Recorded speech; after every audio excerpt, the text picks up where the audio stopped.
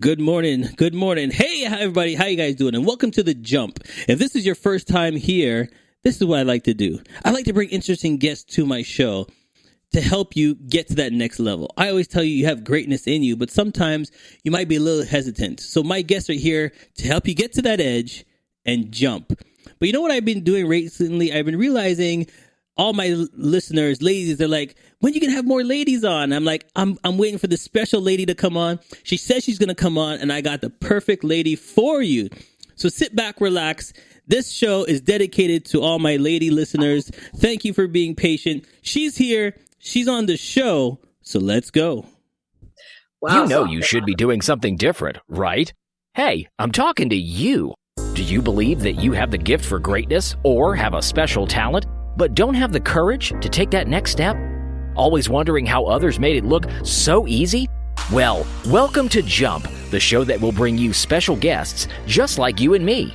How did they get the courage to jump into greatness?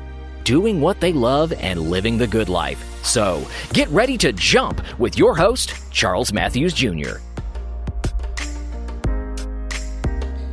Yes. And we're ready to jump with my special guest.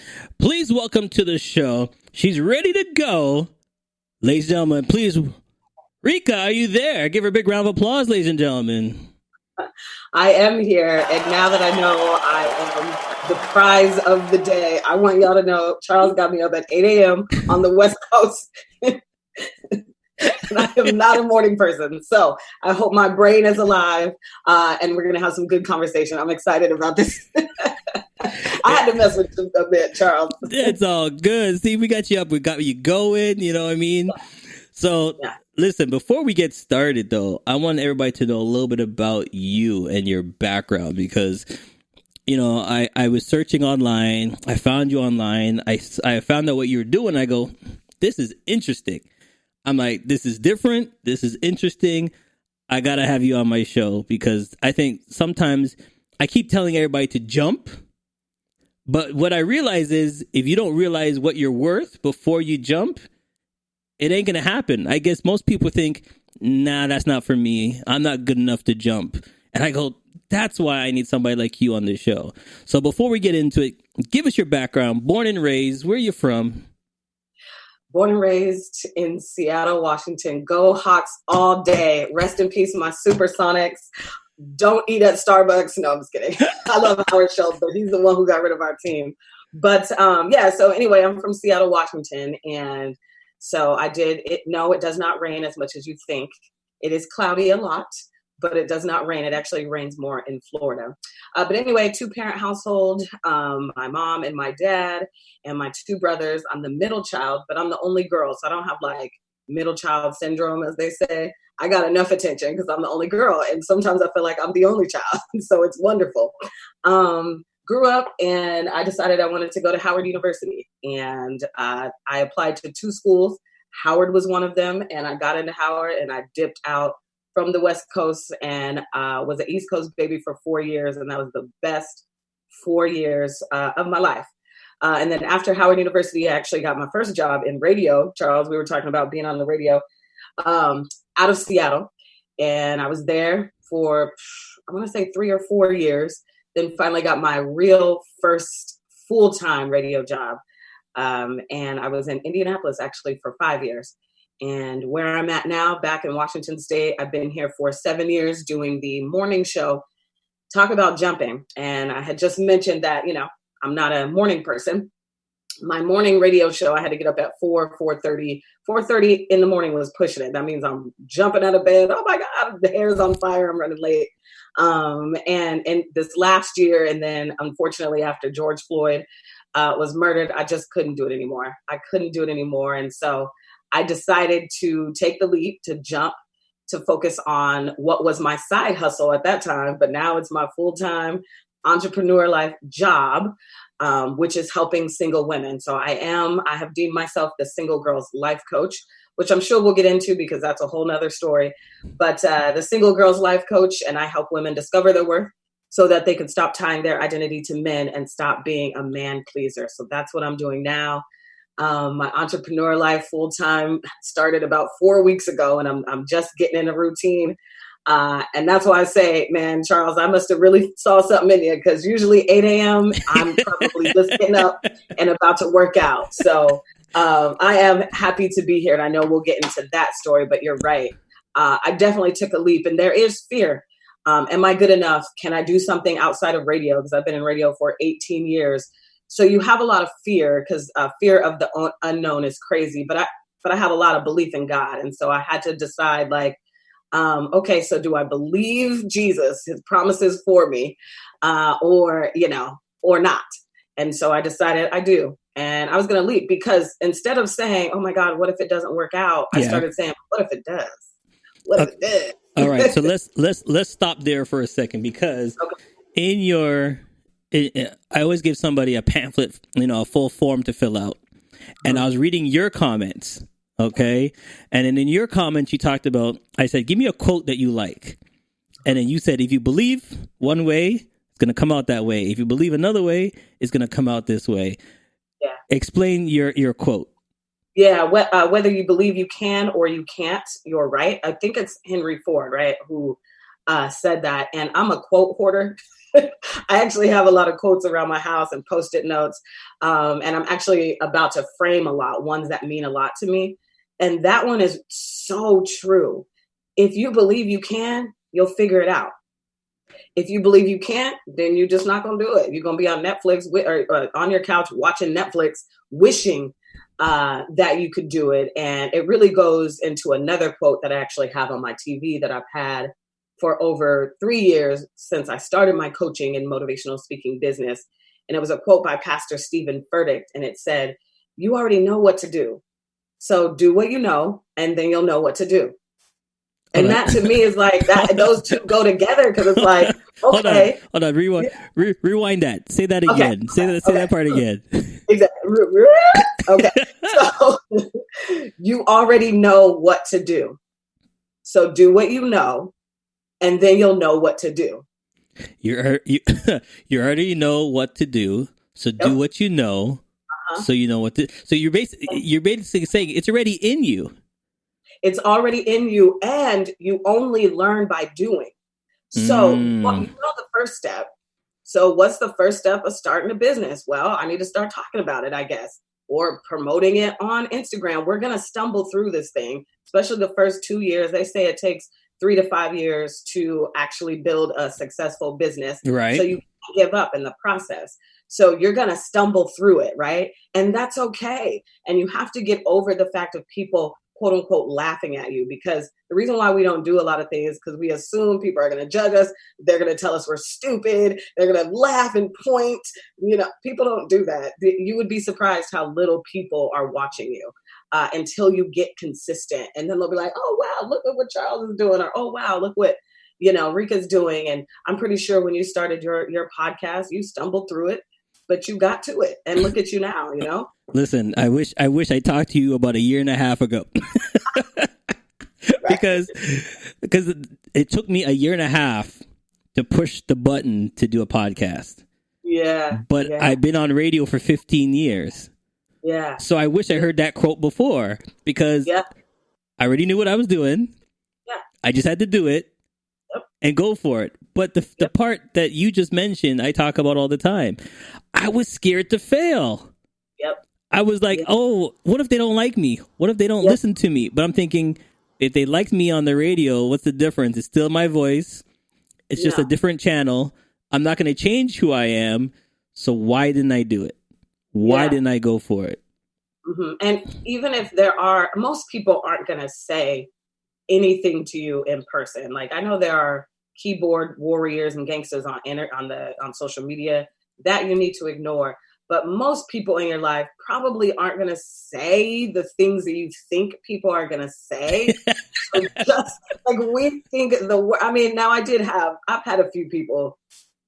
Okay, so I'll tell you this story. I had an aunt, literally my dad's sister, tell me that singleness is not sustainable, so she couldn't support my business. Okay. So, but I realized she wasn't my people, and I wasn't going for her anyway. She wasn't an ideal client or anything. So even if people do say something, those are just not your people. Do you know how many people are on this planet? How many people? It's a billion, I think. No, but it's enough to where you can find a handful that will support you in what you're doing in your endeavors. So don't worry about the 1 and 2. Focus on the many that will. You're always going to have haters. You're always going to have haters. Always. Jesus did. Beyonce does. I don't understand why people hate Beyonce. I'm so confused. What did she do? Okay, hold on. Okay, we got a timeout. You're going to make me choke on the air. Okay. Is it because they hate seeing someone famous, or they hate to see what? Because remember, when she was Destiny's Child, everybody loved her. But when she became with Jay-Z and now they're the king and queen, it's like they hated her. Why? Yeah, I just think that I'm pretty sure she had haters when she was in Destiny's Child too. But I really think that hurt people, and people who are hating on people have nothing else going on. They go to work at their job at McDonald's, go home, eat dinner, go to sleep, get back up, go to work to their job at McDonald's. And there's nothing wrong with working at McDonald's, but if that's not your life's passion, your body, your soul, your spirit is dying and it hates it and it has no outlet. So you tend to just focus on people on the outside and, well, oh my God, you stupid and you want to do that. People who are above, as you see, if Beyonce isn't hating on nobody else, you've never heard her talk about anybody else. I mean, let alone talk a lot. But I mean, just most people who are on their path to success and living out their passion, they don't have time to look down at somebody. Now, they'll put their hand down to lift people up, but they're not going to look down at you and be like, oh, you're so stupid, because they've been there before. Right. Anybody who's up knows how they did that climb and knows the feelings and the fear and what they thought was going to happen that was scary and all of that. So they're not going to inject that into somebody else and scare them. So if you hate them, that means you ain't got nothing else going on with your life. Okay. So let's get on to the nitty gritty, because I saw, your post, I read some of your stuff, and I was like, she left how many years on radio to go venture out and do this? Why did you want to do this? So, and by this, you mean coaching and speaking, right? Not only coaching and speaking, but this direction you went into. Because there's coaching and speaking, how to be better, how to do this. But you pinpointed one direction. Yeah. And then you went, no, this is where I'm going to coach and speak. Yeah. So definitely my niche is, like I said, being the single girl's life coach. And so in 2015, unfortunately, I got into what I didn't know at the time, but I got into what would be an abusive relationship. And so again, like I said, I went to Howard University. I've lived in Indianapolis. I've been to almost every fun state in America. I've traveled the world.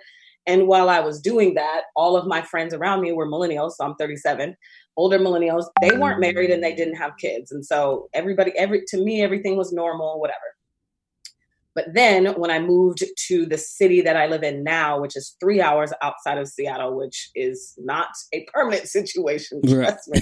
I'm surprised I've been here for 7 years. Like, oh my God, I hate it. Help. Anyway, so I moved here, and unfortunately, this community, I pretty much got slapped in the face, because everything that was surrounding me were people who were married and had kids and got married at 18, maybe divorced, most of them divorced now, but they still had kids. And I started looking outward for my worthiness. And I was like, oh crap, I forgot to get married. Like I literally thought that I did not get the goal in life. They tell women, society, whether it's verbally or just the pressure they put on us, it is that your goal in life is to get married and have kids. So where's your husband? Where's your little white picket fence and your 2.5 kids?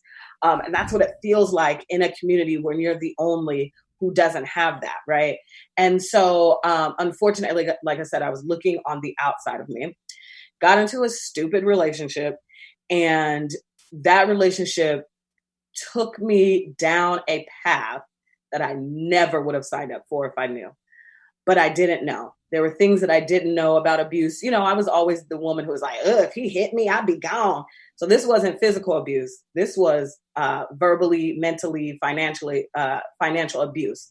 And they don't tell you that. Society doesn't tell you that. Whoever, your parents, I'm sure, Charles, your parents probably didn't talk to you about what makes a healthy relationship versus an unhealthy relationship. And this is no knock on my parents. I love my parents. My parents are just baby boomers, and that baby boomer generation, they love keeping secrets, and they don't like they don't like having those deep conversations. It's really us, like millennials and Gen Z, who are like, no, mental health, talk about it. And so my parents showed me a wonderful marriage. They're still married 40 years.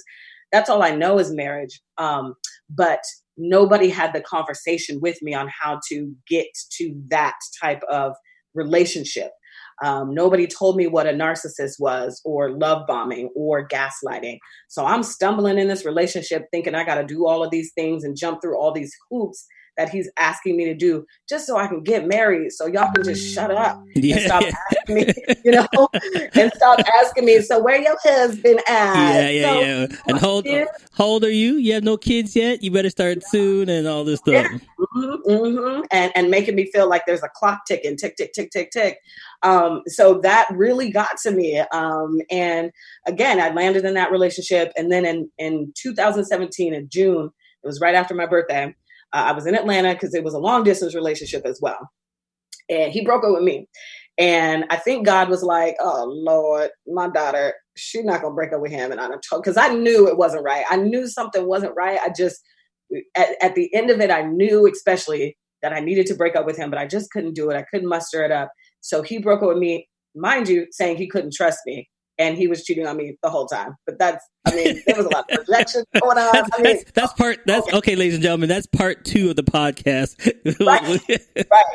Right. I mean, we don't exactly, this podcast ain't about him, but just know he was cheating on me. So, and he couldn't trust me. But that means there was a lot of projection going on, which of course I didn't know because we're not taught psychology and humanness growing up, right? So anyway, he breaks up with me. And I remember I changed my flight that day because I think I was supposed to stay like 3 or 4 more days or something. I ended up changing my flight, and I remember like calling the airlines, Alaska Airlines, like, hey, how much is it going to cost to change my flight? Right. And the lady told me $500. And I was so mad. That's when anger set in because I didn't have the money. And the reason why I didn't have the money is because I spent it all on his butt. And I was going to cuss right there, but I was like, I don't know if I'm allowed to cuss. So, there's a joke now that I say to my friends and stuff is like, man, every time I had a boyfriend, I was so broke. Now that I don't have a boyfriend, I got a lot of money. So anyway, I spent all my money on him. So I had to put it on my credit card. And I got home back to this house that you see, Charles, and I walked in the door and I screamed and I was like, what the F was that? And I couldn't believe, I was like having this outer body experience of what, I'm a smart girl. I went to Howard University. I got 2 parents. I think I'm smart. I lived in New York. Nobody killed me. Like I'm a smart girl. And I couldn't believe, and everything that I went through and did for him and stuff started flashing in my head. Like, what was I doing? What was that? So mind you, at this point, Charles, I'm still doing my morning show. So you're still waking up, doing it early, getting up, having all these things on your head. Yeah. Trying to do your show. Yeah, trying to be entertaining and laugh and be the Reka that people know, right? So from June all the way till about January, I had a lot of shame, and I didn't share with anybody. All I did was stop talking about him and deleted my pictures. And my listeners are so close to me, they started noticing and they started asking my co-host, like, what's wrong with Reka? She's not with her boyfriend no more, blah, blah, blah. Like there were moments in that moment of shame for me where I would tell my co-host, like, yo, I'll be right back. And I would go in the bathroom during commercial break and like cry. Like, again, I just couldn't, but I thought I was the stupidest woman in the world that I would allow myself to be in this type of relationship. But it wasn't until like October of 2017, I was watching one of my favorite movies, which is Eat, Pray, Love. And that is the only movie I can watch over and over again. But have you ever seen that movie, Eat, Pray, Love? No. You got to watch it. It's very girly, so I don't know. Maybe, but it is very inspirational because it's actually a true story. And this is one of Oprah's girls when they go on tour. Okay. On tours. So I've seen her speak in real life too, this woman. But anyway, so she went on a year trip She called it, and the movie's called Eat, Pray, Love, because she went to like Italy to eat all the food. And then she went to like Bali to pray. And then she fell in love. But anyway, I was like, yo, I need to do a solo trip like her. I didn't have a year, wasn't that rich yet. But I had a week. And like I think around October of 2017, I booked a flight to Puerto Vallarta, Mexico to go by myself. I was like, yo, I'm going on a solo trip because I knew that I needed to hear my own thoughts and figure out what the hell I just went through. And I remember my mom was like, well, you're not going to be home for Christmas? And I was like, nope, I'm going to be on the beach with Jesus in Mexico. And so, of course, everybody was scared, right? Oh, my God, she's going to Mexico by herself, blah, blah, blah. But I was not scared. Again, I knew that I needed some me time and to be around people I didn't know and just be by myself. And mind you, back in 2017, the June of 2017, when he broke up with me, I heard God say that I will use this story. And I don't mean in an audible. I'm not somebody who's like, I hear God all the time. Yeah. It's a knowing. And I knew that the voice like wasn't mine. Like I wouldn't think of that. Like I'm never telling my story. What are you talking about? No. And so I heard God say that. And when I went to Mexico, there were 2 books that I brought with me. And it wasn't by design. I just thought, well, I probably need some books because I'm going to be by myself. Maybe I'll get bored and I'll read. Cool. So I brought The Purpose Driven Life by Pastor Rick Warren. And I brought Gabrielle Union's We're Gonna Need More Wine. And I think I actually bought that one in the airport because it was on, at that time she was doing her promotion for the book and it was on display and stuff. So anyway, I take that book and I'm reading The Purpose Driven Life. And in The Purpose Driven Life, Pastor Rick Warren says, your greatest shame will be the thing that heals others. And I was like, And I remembered, again, what God said to me, I will use this story. And it would just started kind of like stirring up some thoughts in me.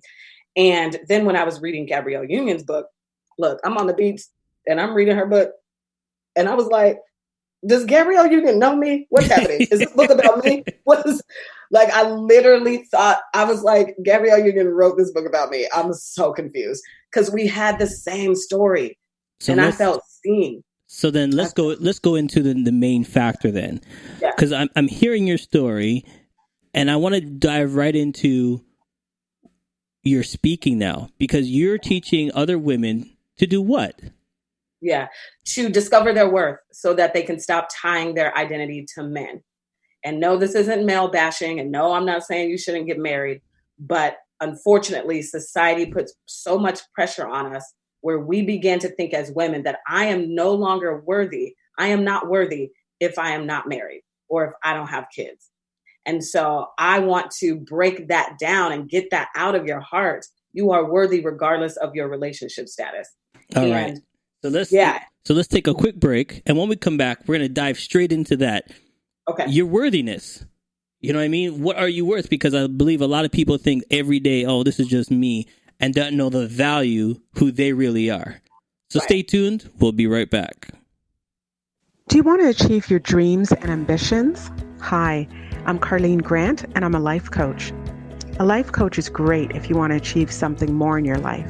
If you're ready to move forward, launch into something greater, and live your life of excellence. Let me help you get there. You've got this. I'm Carlene, and I'm ready to be your life coach. You can call me at 647-746-7243 or Carlene@OntarioEnrichmentCC.com.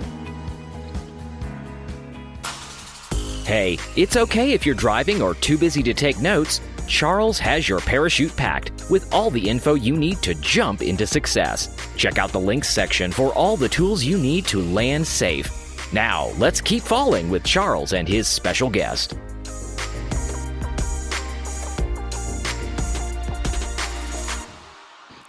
Yes, we are back with my special guest, Reka. And I have to say this, though. You got to go to her social pages because that's where I found her. And I just, the quotes and everything that you put in there. So before we move on to it, tell them where they can find you on social. Absolutely. So my Instagram is definitely popping. It's lit. And so on Instagram, I am just, so JUST, me, M-E, Reka Reka. So just me, Reka. And that is Instagram and Twitter. And also Facebook, Just Me Reka. You just have to add a show at the end. So facebook.com/justmeReka show.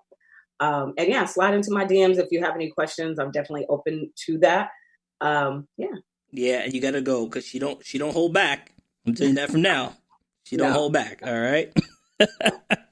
All right. So before we went to break, I wanted to dive into the coaching because we get the story. I understand what it is.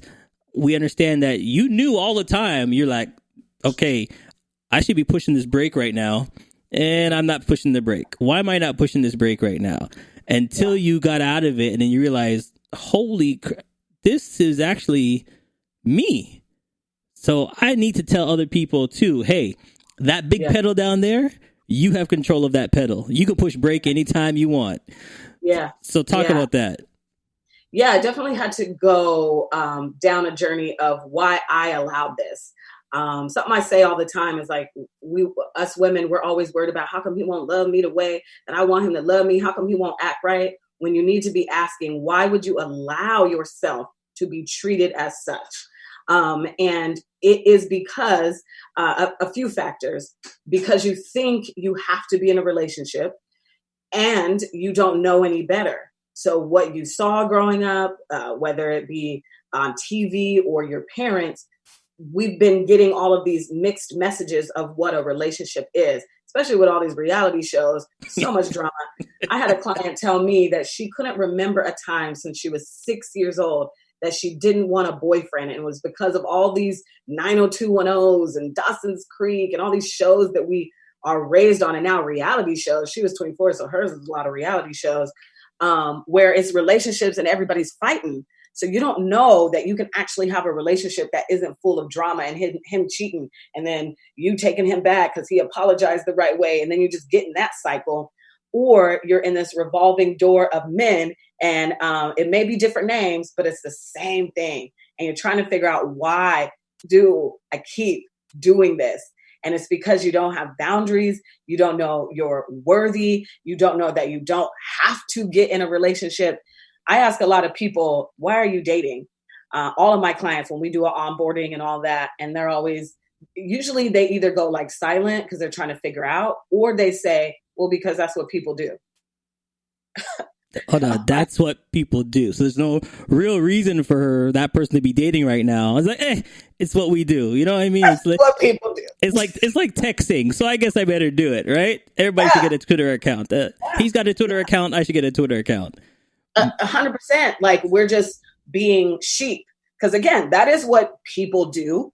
I get it. Even the Bible says, I think a lot of Christians, and I'm a Christian.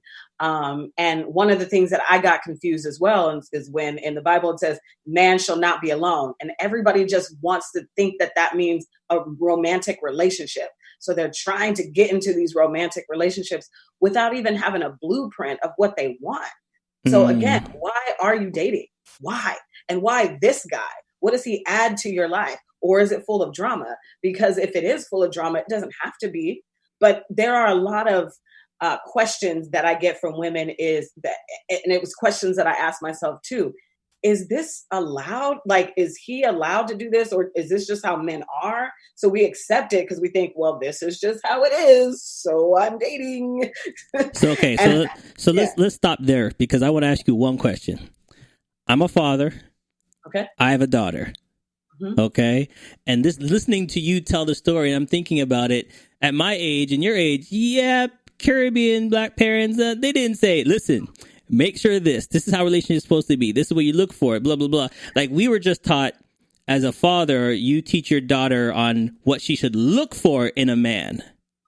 But we don't teach our daughters, after you look for what's in a man, what he's supposed to give back to you. Because, we always say, treat your daughter. So find a guy like daddy, how daddy treats you. Okay, treating you and looking one way. But after he treats you that way, is it a mental thing afterwards? Is it a physical thing? So, what should we be telling our daughters, especially as a father, to my daughter? Give me the tip here.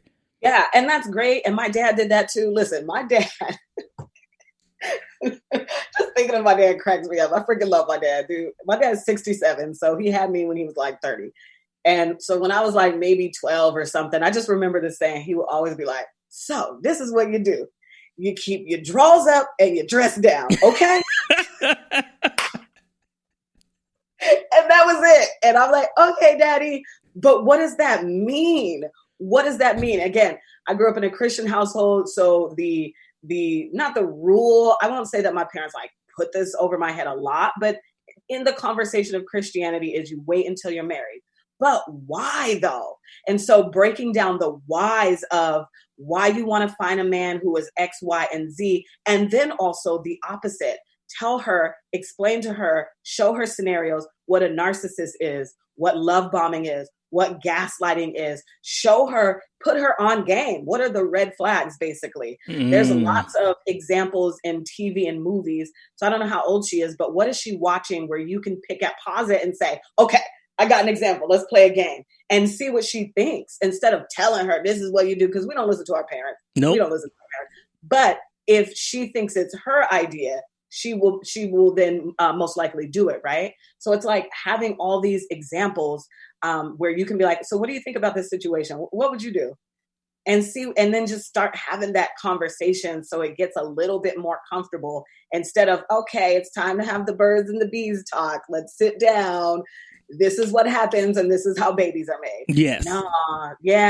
We got to get into the psychology of it, the humanness of it. More than I just got to tell you about the birds and the bees so you know where babies come from. Like that, I feel like that was the formula for parents in the generations before us. Like, I just got to let you know so you don't think babies come from a stork. So, so this is what I'm going to tell you. So then how does one know? Because you help ladies, I should say women. Well, can I say women and girls? Like, how young do you coach? So right now in my coaching program, I don't have anybody younger than 22, but I will say I was asked to submit a proposal to a company in Seattle that is going to be teaching teens and stuff.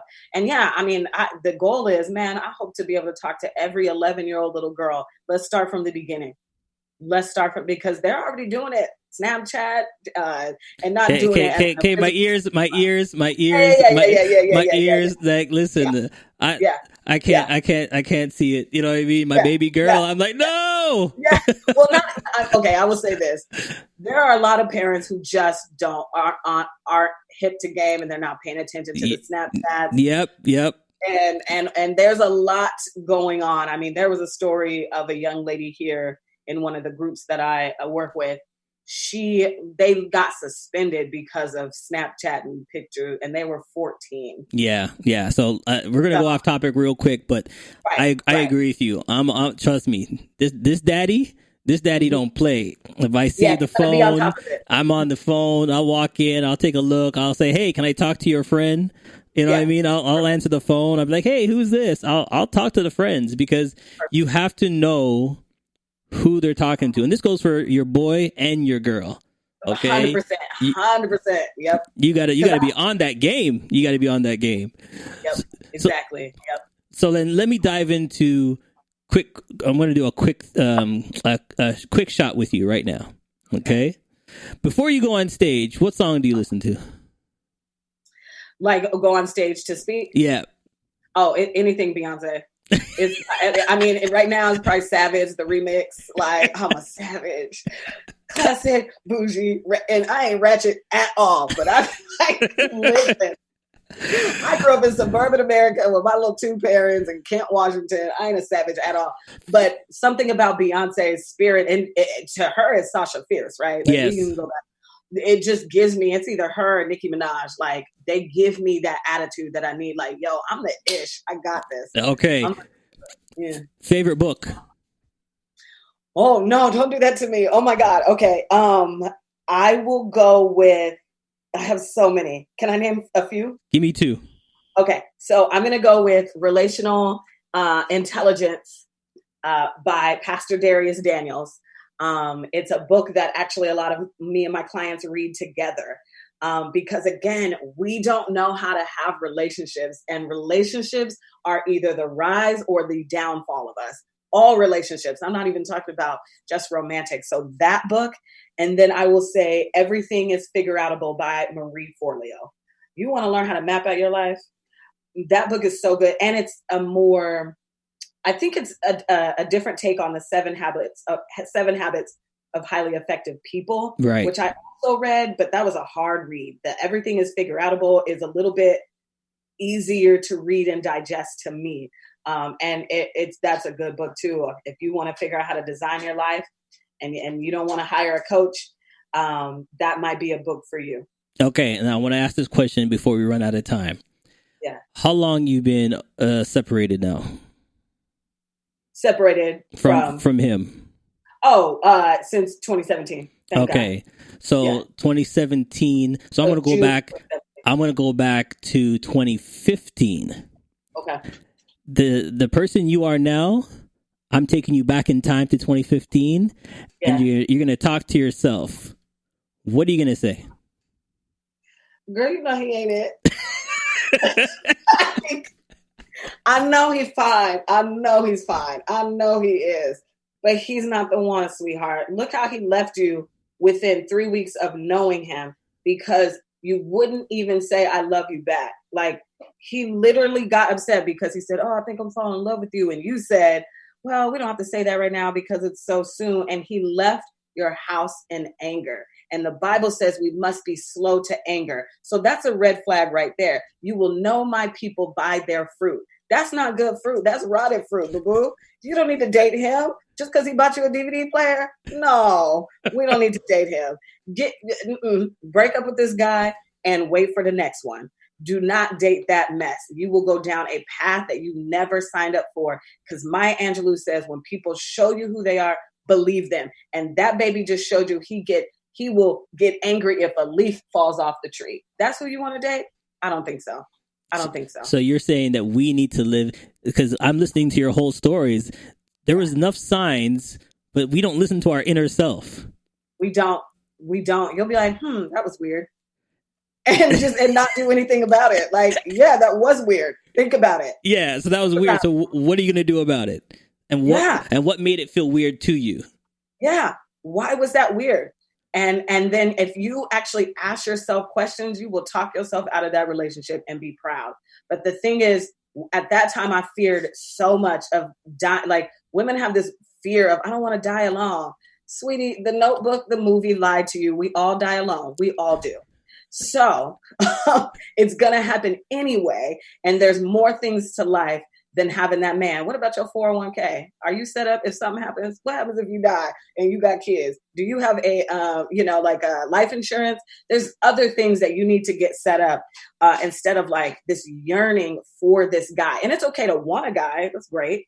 But to feel like you need a guy, that's going to set you up for failure. Okay. Listen, this has been an awesome interview. I've learned a lot because now, I need to go have my daddy and my daddy daughter time. You know what I mean? Yeah.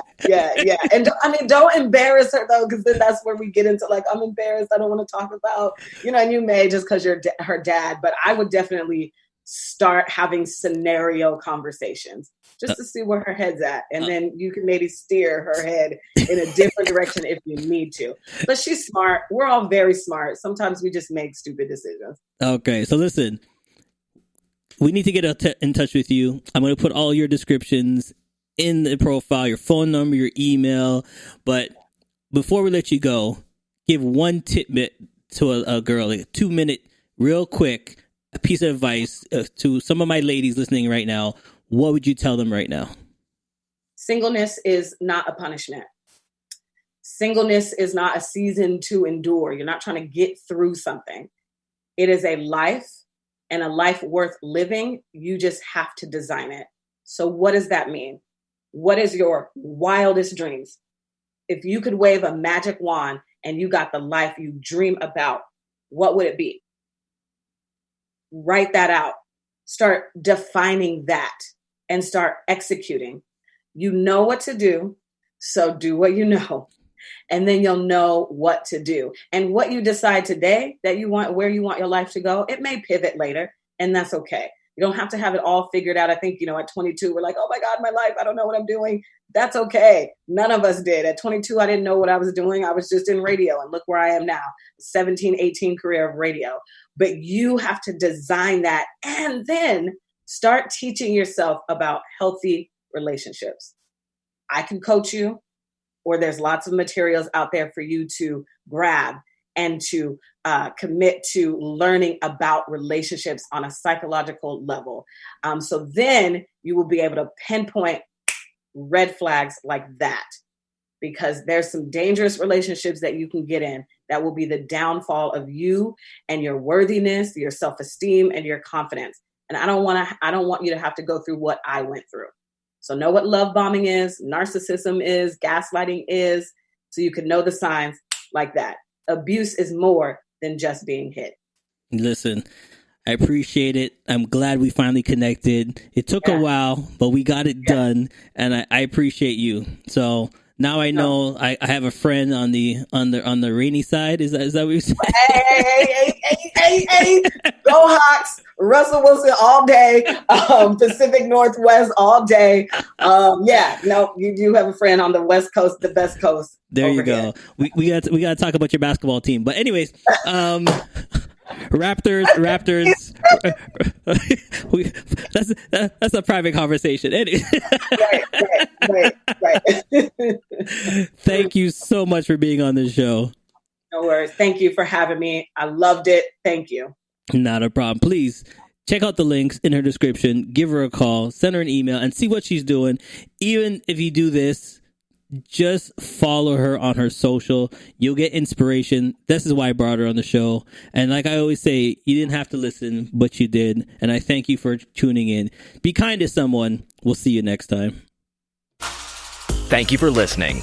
If you liked the show or have a comment, we would love to hear from you. Join our mailing list, and as always, check out our special deals links below. I hope this has inspired you to look at your life and jump. See you next week.